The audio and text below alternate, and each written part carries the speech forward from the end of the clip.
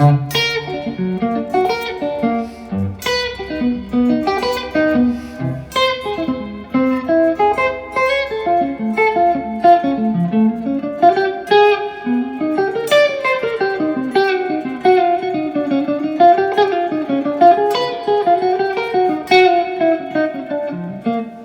everybody, we're going to talk about chains of dominant chords. The situation I'm talking about specifically is when you have a dominant chord that resolves to another dominant chord and the root motion goes up a fourth or down a fifth, meaning a perfect cadence. If you keep going in fourths, you play an entire 12-tone row, meaning you'll play all 12 notes until you get back home. D to G to C to F to B flat to E flat to A flat to D flat to G flat to B to E to A to D. That's 12 notes, I hope. A lot of songs will use just 2 of those chords, this dominant chain. Some songs will use 4 of them. Some of them will use more. When you have this chain of dominant chords, what can you do? So if I take the most basic substitution, it's building a diminished chord off its third, right? So if I have D7 and I build a diminished chord off its third degree, it's F sharp fully diminished right here. And it gives me this D7 with a flatted 9. Now if I do the same thing for the next chord for G, it gives me a G7 with a flat 9. But I don't want to be all the way up here. So let's just kind of invert that diminished chord on top of G down twice. So 3 frets down, I get this chord. And then 3 frets more down, I get this chord. Now it's a diminished chord built on the flatted 7th of G. But check out what happened. I have this F sharp diminished going to F diminished. And then on the C7, an E diminished. And on the F7, an E flat diminished. So even though the root motion keeps going fourths, right? It goes, or this diminished substitution goes down in half steps. So if I'm playing over a section that goes like,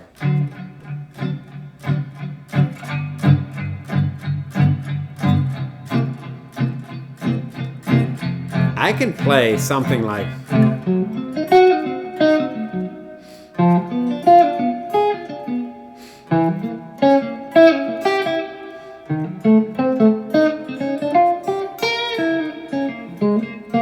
so I have vocabulary on it by just imagining diminished chords moving down half steps. And all I got to do is see the first one, and then the rest of it becomes less of a challenge. In a tune like All of Me, the second chord, E7, and the third chord, A7, have that relationship. For me, when I'm playing All of Me,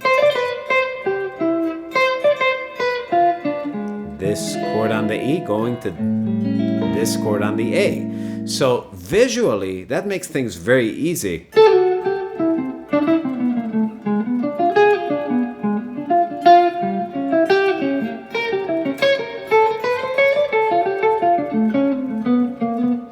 Right? That's a cool little trick.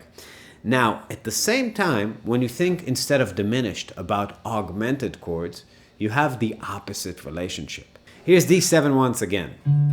And now I'm going to make it an augmented chord, just a D augmented triad, which is the same as an F sharp augmented triad and a B flat augmented triad. Now, if I take this D augmented and I really look at it from the F sharp, as if it's an F sharp augmented, and then I push it up a half step,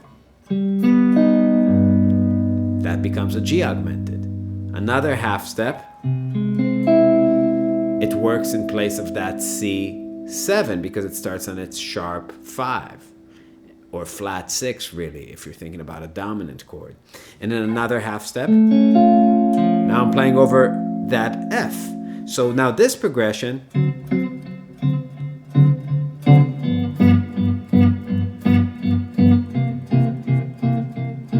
could just be augmented chords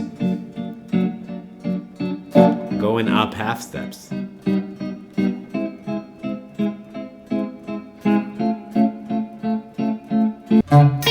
Kind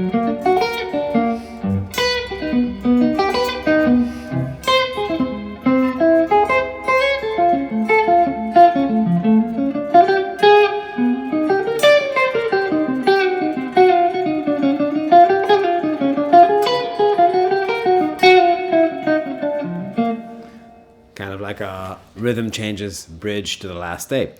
So those two ideas are very powerful when you're trying to simplify jazz playing in your mind. It's not meant to make it more complicated. It's meant to make it simpler. In a way, it's much harder to change from Mixolydian to Mixolydian to Mixolydian to Mixolydian.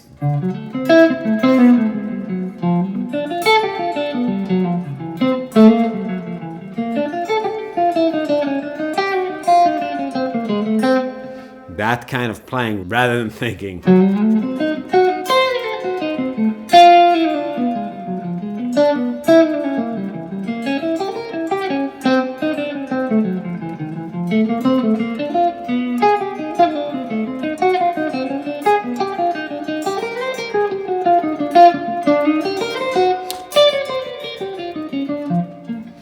Please subscribe to the channel, hit the bell, hit the like, do all the things.